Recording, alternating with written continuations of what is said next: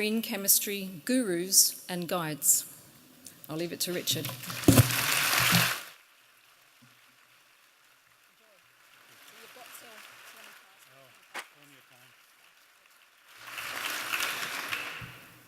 Thank you all. And I'd like to add my welcome to you all for coming to the conference. This is an extraordinary moment. This is a moment, again, as we said a moment ago, to look forward and to look backwards as well. Looking backwards, in the last 30 years, we've seen a slow exponential rise in the use of more developed cleaning systems, I think. Explorations of aqueous-based cleaners for painted surfaces, things like that. It's been a lot of hard work, but I think it's actually worth it because I think we're engineers. I think we actually, the people who are at the front line, of course, of working on these kinds of fine art surfaces. Whenever we have a problem, whenever we look at the materials available to us, the information available to us, we try to work out a solution. We're problem solvers, and that's what engineers do. And I believe in the last 30 years, we've actually come about, we've grown up as now an engineering field in art conservation. I'm going to try to talk to you a little bit this morning about, again, the past and the future. I want to give us a kind of sense of why some of these things came about as well, at least in my practice, in my life. And I think in some of it, there is a lesson about where we're going to go in the future, for instance. I'm going to talk a little bit about green chemistry, and I'm going to try to make an analogy with what's happened to this point, to with what's happened in synthetic chemistry as well. If you're familiar with the notion of green chemistry, you know it comes from Anastas and Warner. Basically, they have 12 points that they have put forward in describing what green chemistry is. It's a methodology. It's a way of looking at synthetic chemistry where it's a little less wasteful. It's a little greener, for instance, with easy substitutions. Managing the amount of waste that you generate in a process, it's a good thing. Use catalysts to drive reactions rather than other kinds of general reagents and so on and so forth. All of these things actually, believe it or not, have some implication, I think, in what we do and what we can do, for instance. We do want to be as efficient as possible. We want to understand the surfaces that we work on as well as possible. And frankly, we'll always be testing, looking at, evaluating materials forever. We're never going to have all the answers. We're going to keep working at understanding the materials that we're presented with to preserve and protect. But at the same time, we do have some control over the cleaning processes that we're going to use and bring to those surfaces. We're the ones designing it. We're the engineers putting these things together.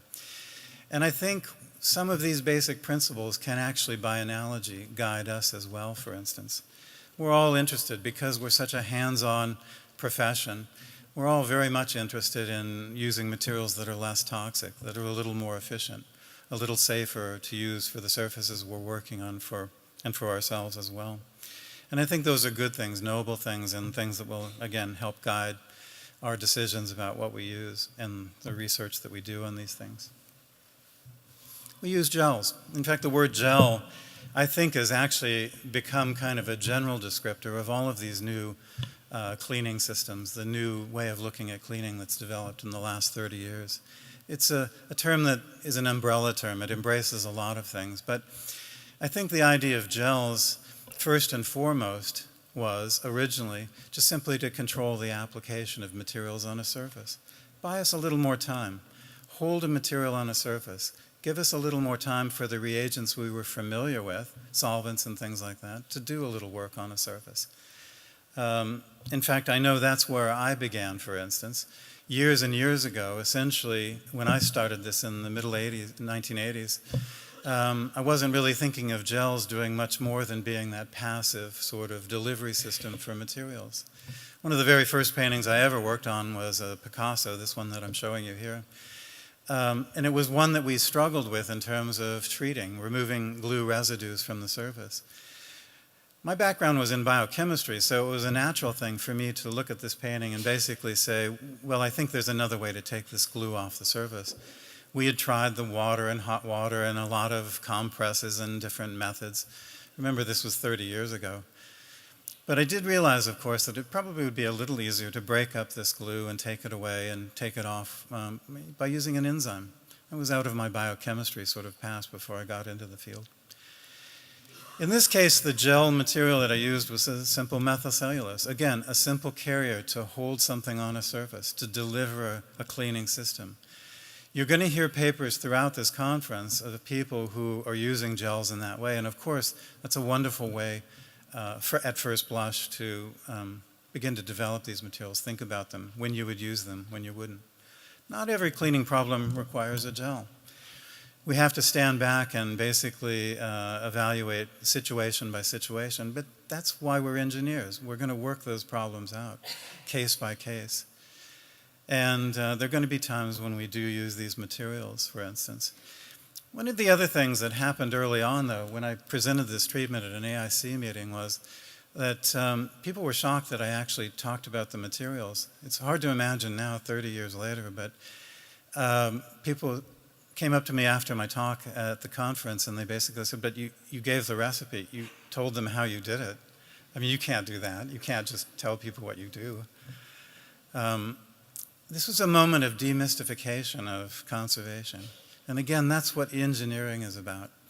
We've passed from that world, the old world, I think, to a brave new world where we're actually, again, very much calling out our materials, evaluating what we use, being transparent about what we use in most cases, and trying to communicate better, because in that communication, I think we do make progress. There was a moment when I remember also very early on in the 80s where I began removing a linseed oil coating from a painting that had been applied to it with an enzyme. Now again, this was an alternative method. To this point, an oil coating on a painting like that probably would have been taken off with a solvent or solvent mixture. Again, I was drawing on biochemistry to basically look at other ways of doing this. But this was a moment where I actually invoked some of that biochemistry, made a gel, used an enzyme, took off an oil coating. But in this moment, something changed in me as well. It wasn't just that it was a different way, a newer way, for instance, of removing an oil coating. It basically said that there was, in this case, a moment, a place, a time where I could substitute a water-based preparation for a solvent-based method. And again, that, of course, is a green chemistry tenet. Try to get away from toxic solvents. If you can carry out reactions in aqueous or water-based preparations, we're so much better off in synthetic chemistry. But the same thing can be said about what we do. If we can make substitutions like that in our cleaning systems, if we can move farther away from solvent use, we have become greener as a field. It will be in our future. It's in everybody's future, of course. We're just following along with those same tenets, I think. But this was a turning point. This was really a moment when water-based preparations allowed me to do something that I couldn't imagine with solvents. It allowed me to remove an oil coating and leave a little bit of a varnish layer underneath. The varnish layer that was left underneath on this painting was actually applied by the artist. It was put on with a very specific rounded little brush. The varnish was applied by element. You could actually see how the artist had finished and brought up the gloss around the figure. It was clear the intent of that varnish. I mean, we think of coatings now as protective, general, overall sort of windows on paintings. But this was a moment, this was a glimpse of a material that I would not have seen in any other way except through this kind of treatment. If I had tried to take off that oil coating with a solvent, I probably would have dissolved the varnish underneath and lost this little bit of artifact, this window in the past. This was one of those first pivotal moments for me, one of those aha moments in my life, for instance, as a conservator. And sadly for us all, the result is that we're here today because of this moment. Because a lot of what shaped my life after this moment was essentially exploring more and more of these aqueous or alternative sort of methods, more and more. Now again, as I say, gels, we think of gels at first blush as sort of new-fangled cleaning methods. But again, a gel really is kind of a polymeric material dissolved in water, made to make that preparation a little thicker to help control the application to a surface. I mean, we want to control our applications. We don't want cleaning systems to run down a wall or to soak into a porous structure or whatever. Those are all wonderful reasons to think about going that extra step, designing materials with gelling materials. But the other thing early on that had occurred to me was that we could actually take another page from green chemistry. You know, sometimes we can actually make a material do more than one thing at a time. I could take a polymer and dissolve it like methylcellulose into water and gel something. Of course I can, to carry a water-based solution to a surface. But there are times when I can take polymers, find polymers that have either been made directly or can be modified to have different functionalities associated with that polymer. I mean, a polymer can do more than one thing. It's a tool with two heads. A friend of mine years and years ago once described a tool as a function at one end and a handle at the other. And that definition has always stuck with me. And I've always been interested in developing both the function and the handle. As a teacher, I'm interested in how a tool feels in the hands of the people who are using them. I want them to be comfortable with these new methods and materials. But the function, I want to develop and use materials that can do more than one thing at a time because it keeps the list of ingredients very short.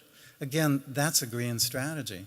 A green strategy is really to minimize the number of things that we bring to a surface.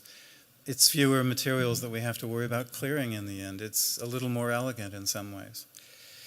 Early on, actually, I used a kind of modified polymer, a polyacrylic acid, that I had stuck a surfactant onto, for instance, to do both things, form a gel, carry a surfactant, and gel solvents, for instance. It was a way of making solvents do a little bit more work, and again, that's a green kind of strategy. If I can get more work out of any simple solvent or solvent mixture by bringing more material into that solution, well, that's a green strategy. It means that I've actually done a little more work than normally could be done with those materials by themselves. This is our path forward. This is a way of, again, looking at materials.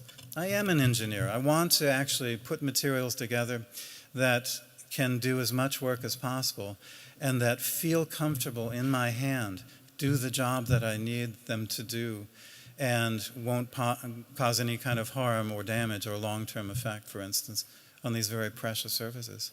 We have a tough engineering job. Every time I try to describe to a non-conservator or conservation person what it is that we do, they laugh. I mean, you want reversible and you want something that's permanent? Yeah, of course. You want something that you can put on a surface and clean something and leaves no residue as perfectly? Oh yeah, right, of course. No, it's a pretty tough engineering problem, but that's our challenge. That's what's ahead for us, of course. The other thing, though, of course, that we can always look for are materials that, again, are a little greener just in how they're generated. I mean, here's the structure of xanthan, and any of you who have been in a workshop in the last 5-10 years will know that I've used a xanthan gum to form gels, water-based gels, preparations. But again, this is a good example of a few of those green principles at work, even in our field. Here's a material that's biosourced, not petroleum-sourced, as a gelling material. Here's a material that is non-toxic to me. It's simply a version of cellulose. But here is a material that is functionalized in nature, in the grand design of things, to actually be able to not only gel solutions and tolerate wide ranges of conditions, salt, pH, whatever, but also form simple emulsions without surfactants. This is the kind of material I like. This is the material that kind of, in a way, signifies that movement more towards green materials. Also, it signifies my understanding of what it is that I want. I have a clearer view, I think, of that future, of those kinds of materials that I would want to adopt and use and be around. These are extraordinary. This is an extraordinary gelling material. Now, there's no right way and wrong way. There are lots of gelling materials. A guru has all of the answers. A guru is enlightened. Paolo once met me at an airport when I came to do a workshop in Italy with a little sign that said guru on it, and instantly I knew what it meant, he knew what it meant. We both laughed. But this isn't about enlightenment in that way. We're all on a pathway. We're all on a road to discovery. There are going to be stops and starts. We're going to evaluate materials. We're going to go and try things, and they'll work, but they may not be perfect, and we'll back down a bit, and we'll go another direction. This is about losing and finding. I tend to think of myself not as a guru, but as a guide in the sense of exploration, like Lewis and Clark, pioneering the west of the U.S., paddling down river after river and stream after stream and exploring and seeing and, well, running into dead ends, but then backing down and going another direction. And I like the guide analogy because it's what I am. I actually am a guide when I go down a pathway, use a material, try it, and then I come and teach someone else how to use it. I'd much rather prefer the model of a guide than a guru, I think. It was a revelation to me. Again, it was a pivotal moment to discover that I could actually remove a degraded Damar coating from an oil painting with essentially a water-based gel, a xanthan gel, 95% water, 5% solvent, was enough to actually remove a degraded varnish from a painting and really not have to resort to the standard sort of solvent mixtures, solvent compositions that I would have up to that point. This is in about 2007. One of my granddaughters was just born the week of a workshop, so that's how I remember the date exactly. She was born just at the moment that this happened in my professional life. It was a pivotal moment. We were working on a painting, trying different solvent methods, solvent gels even, to take up a degraded coating. And for some reason, I'm not sure what possessed me, we tried actually an emulsion to do the same thing and realized very quickly that with natural resins, they're so degraded, so oxidized in some cases, so virtually water soluble, that we can probably pick them up in a water gel with very little work, very little solvent really, to deal with the not so oxidized portions of those materials. It was a green moment. It was a moment when I realized that all of those paintings, probably that I'd cleaned in the past with solvent methods, probably could also have been cleaned with some aqueous methods. It would have at least given me a couple of options. This allowed me to focus a little bit more on the cleaning system and feel a little bit better about the oil paint underneath. We struggle with oil painting conservation when we remove coatings with solvents because we worry about extracting materials from the paints, affecting the very surface that we want to preserve and protect under that surface. And in some cases, water can be a very nascent sort of solvent, a very much kinder, I think, solvent for that oil paint underneath. This not only is healthier for me, but moves us all in a little bit more in the direction of water-based preparations, and in the end, I think is also safer for the painting that we work on in some cases. This was an extraordinary moment, and again, one of those pivotal moments where I began to see that there were other possibilities opening up for us in this field. Now again, guide, not guru.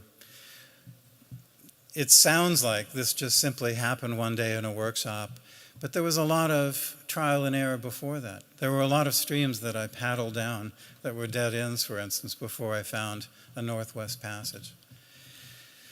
There were a lot of other things along the way. When I first started out, of course, again, this is one of the early treatments that I worked on a painting at the Philadelphia Museum of Art.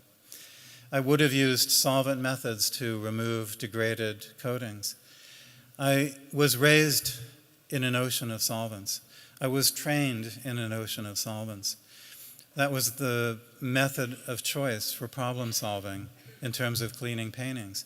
In fact, early on, I looked for ways, as I say, for gelling solvents to extend a little bit of the work that solvents could do. I mean, after all, that was such a mainstay, such a main tool, for instance, in painting conservation, and in other areas, of course, to other disciplines. But in front of me, staring in front of me, was, again, the future. When I looked at cleaning paintings in this way, I did realize early on that while I might pick up 95% of a degraded varnish from a surface, there was still a very oxidized portion of resin that was left on a surface that would never come up in my simple solvent mixture of materials. Now again, one solution was to gel the solvents, do those sorts of things, and I did go down that pathway, of course I did. We still do. I still make some solvent gels and use them. Solvent gels were really meant to, for instance, as I say, do a little bit more work. Control the application of a solvent. Hold it on a surface a little longer. Slow down the penetration into a surface. Keep it from moving, spreading, wetting over a surface. Control the application of a material. But by coupling a surfactant to that polymer that made that gel, I also could do a little bit more work in a different way. Some of that residual material, the most oxidized fractions of resin materials, may not come up in the solvent portion of that gel, but in the gel portion, on the polymer with the surfactant, I could tease up a little bit more, get up a little bit more of the material that I thought might actually, in the long run, harm a painting. These really polar fractions, the debris that's left behind, the white haziness that was left behind, is really the most probably oxidized fraction of material. It's the very thing that will force the degradation of that paint. Cover it over, and it's still there within that system. But this painting in particular has stuck with me for 30 years. It was the thing, the single instance that drove me to look for other aqueous methods to deal with those more polar fractions of materials, to look at other aqueous methods in general, and ultimately, and I'll come to this at the end of the talk, to make another kind of leap in terms of material engineering within our field. This is where it began. With engineering, with the design, the purposeful design of cleaning systems, there comes a responsibility, of course. What am I doing? What am I using? What are the reasonable ranges of materials to use and apply to surfaces? All of those things actually have been slowly, unrelentingly worked out, I think, over the last 30 years. The notion of managing aqueous properties, managing the pH of a solution, managing the concentration of materials, thinking about the impact of the amounts and types and conditions of aqueous materials brought to a surface. You know, we take almost for granted at this moment. We bandy about some of those things as rules of thumb, of heroisms. We never want to go above a certain pH or below a certain pH. Well, all of those things were not so obvious 30 years ago. They had to be worked out. We had to explore some of those properties of these materials. But again, I think it's a healthy sign. In the last 30 years, we've become more demanding. I want more from my cleaning systems than just removing a coating or a soiling layer. I want to do it. I want to do it with materials that are as effective as possible, that leave no residues, that have no impact on the painting, and more importantly, don't kill me in the process. It's a tall order. I mean, everyone I talk to laughs the minute I describe the engineering problem. And again, on all of that, transparency. I want to be able to communicate and communicate effectively to other colleagues what it is that I do, how I do it, the materials, the methods, and hence the workshops over the last 30 years, for instance. There was a moment, and you all remember this, of course, where, again, I was pushing this idea of aqueous cleaning systems for removing varnishes. This was before the xanthan gum and the emulsions and some of the resin soaps, in other words, that we used for a while, and we still use. Some of those were explorations into this world of using water to replace solvent methods. Again, it wasn't called green chemistry when we started this. The word only comes about in about 1992. But it was a green concept. And it is a concept that is still valid for us today. As solvents and solvent methods become clearer in their toxicity to us, as solvent and solvent methods become clearer in their impact on paint surfaces, as those materials even become harder and harder to buy, more expensive, harder to dispose of, more difficult to use in our normal workspace, we are being pushed, as every technology in the world, towards more and more water-based preparations to do the same jobs. Now, the good news is we're following after the technology of the rest of the world. If any of you have ever heard me talk in a workshop, you know I follow the cart of cosmetic chemistry, the cart of pharmaceutical chemistry. I look at other fields and see what's being developed. We are such a small field. as well as we do, and we do very well for the number of people that we have in the field, we're still a very small field. We can't sustain really the level of research that we really need to do. We can't find the money, the sources of funding for research. It's going to be very difficult to be fully sustainable alone. We're going to have to go to other fields, other materials, other technologies, and develop and adapt materials that have already been made. The good news is that in those other fields, billions of dollars have been spent on cosmetic research, and some of those materials are pretty non-toxic and pretty great materials. Upside. Downside is that if we rely too much on outside technologies, they change every day. They change with the winds of economics. If a material isn't viable as a cosmetic product, they'll drop it. They'll invent something new. And we have to be prepared in that moment to begin to switch horses. We have to begin to understand what the key properties, the key engineering principles are, so that we can make easy and smooth transitions. When they stop making Velvaseal, we find another silicon gel. When they stop making X, Y, or Z, we'll find something else. We will, because we are becoming clearer and clearer about these materials. There are no end to the challenges. Every day when I open up my email, and I do it between about 6 and 8 in the morning, that's a hint. When I look at emails in the morning, every morning, there are no end to the conservation problems out there. We're all struggling. There are so many materials that we have to cover. There are so many things that we have to be aware of that have come into the historical, cultural property context. And when I think of that, when I really want to get depressed, I actually go to Washington and I walk around and look at the monuments and the buildings in Washington. I'm just flashing up a picture here of the Jefferson Memorial, not to pick on this particular monument, but to show you the gravity, the scope of some of the cleaning problems that we still face in our cultural heritage.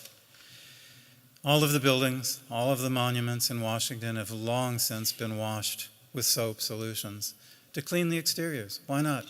Take some soap, scrub it on the outside, blow it off with some hot water, and the building is clean.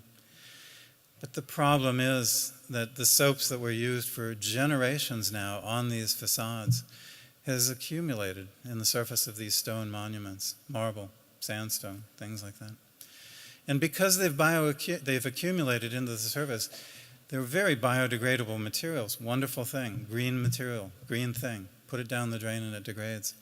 But the materials in soaps don't wash away very easily from these kinds of stone surfaces.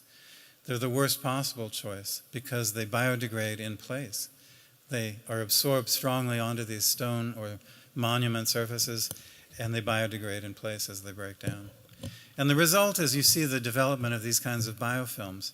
Every building in Washington is turning black, or a kind of version of black and green, because biofilm materials are colonizing and growing. And as they grow and break down and are colonized again by subsequent flourishes of biological materials, the problem becomes enormously complicated. How in the world do we get these soaps out of these surfaces to begin with? And how do we actually remediate these kinds of films that are now accumulated on these buildings? I think this is actually the number one cleaning problem on the planet.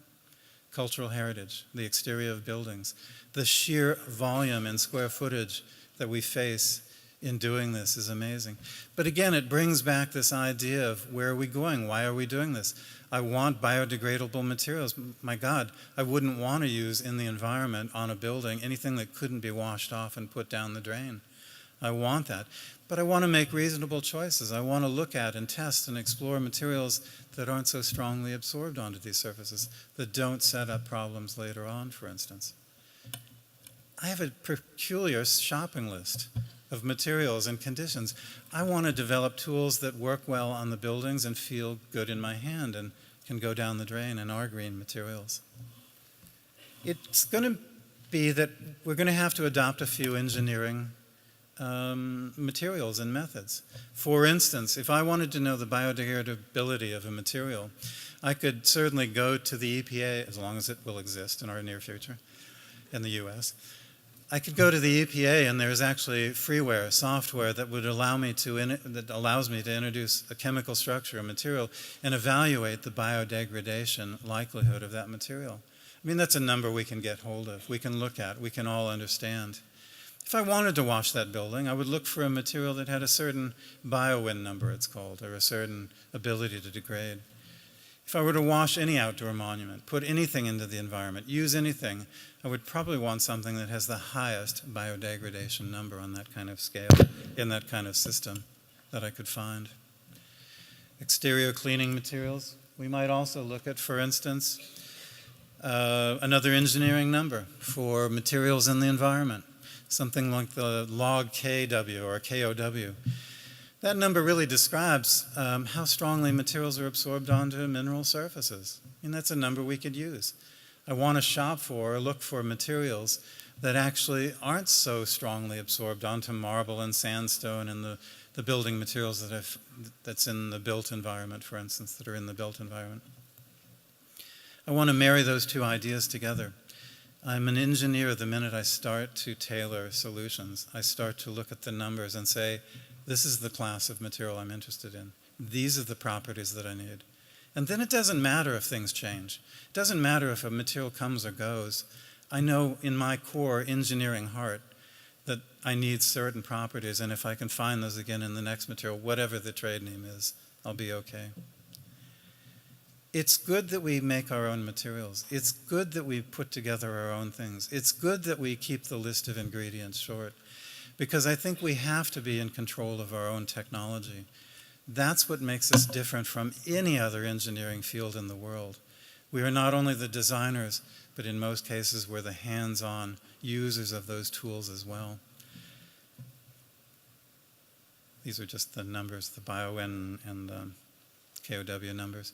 But just to show you, again, if I were to go back, I think what we all need is a time machine to go back and undo a few of the things that we've done in the past.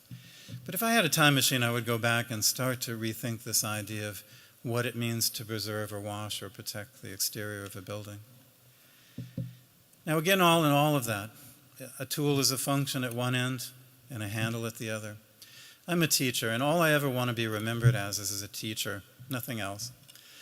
I've gone out and done a number of workshops, but it's because I felt that it was equally important to go and develop the material and show people how to use it. There's just no other way in some cases. None of this, all of this would be very much even slower to develop unless we could sit down together and try and experiment and work out materials and kind of see what works and what doesn't. These kinds of workshops have been as much a revelation to me, a teaching experience for me, a learning experience for me, as a teaching experience, for instance. Because every time I sit down in a workshop, there's always some new problem, some new need, some new situation that I hadn't thought of before, that I really do go back and think about. I try to find a solution for the problem. If engineering is about dealing with problems, engineering is about problem solving. And I say it again, we are all cultural material engineers. I'm happy to say, though, that again, there are a lot of times when we can, for instance, trail after the carts of technology in other fields. I mean, in the last few years, Anthony Lagalante and I have been experimenting a lot with cleaning systems that don't involve surfactants. Surfactants can be an environmental problem. Surfactants can be a clearance problem from fine art surfaces. I mean, it behooves us as a field to develop materials and methods maybe that don't have or don't rely always on surfactant methods. It doesn't mean we're going to eliminate those things. We will use them, of course. But again, in context will drive the use or non-use of a material. But at least we'll have the options. I like these materials, again, that help me build simple constructions, simple emulsions, for instance, that actually can do the work of traditional emulsions and yet do it without surfactant chemistry. The surfactant chemistry was really hard. It was really hard to teach. It's really hard to grapple with and understand and apply in an engineering sense. It's so much easier when you just can make some of these preparations with materials that behave in another way or an equal way, for instance. Some of these things we have to wait for. these silicon gel materials that might be used to make simple water and solvent type emulsions are actually very important forms. They allow us, as I say, to make emulsions, to work on very water-sensitive surfaces without a lot of water, to really restrict the amount of water we bring to surfaces. We all deal with very water-sensitive surfaces in all disciplines. And this is another way, yet another way that we could do this. But this wouldn't have been possible before about 10 years ago. These things have to arrive on the scene when they arrive. We have to sometimes rely on other fields, other technologies, to have a need for these materials as well. Now, we can do a lot within the field, and you'll see papers within the conference of gels that have been invented essentially within the field for the field, and that's a wonderful step. But we're going to have to sometimes make use of materials from outside the field and be prepared to deal with all of that means, all that means. Good and bad. Salesman or salesman. Now again, one of the case histories that you'll see during the conference will be cleaning a chapel in Saint-Sulpice in Paris. And it's one that I'm actually particularly proud of because it kind of invokes a lot of these things simultaneously. For instance, it's a cleaning in a real-world context on the scaffolding with materials that are what I would say state-of-the-art emulsion building sort of materials that are surfactant-free. Where are we going with all of this? Well, we're going essentially to the future. First, we're going to thank all of the people in my life that have made this possible. There are people along that I need to thank. There are people who, without their help, I would not have been here at this podium today, and they're on the list, and I'm sorry if I've forgotten your name, if it belongs on this list as well. But there are people that make a difference individually and collectively, for instance. These are all people that have helped me one way or another over the time.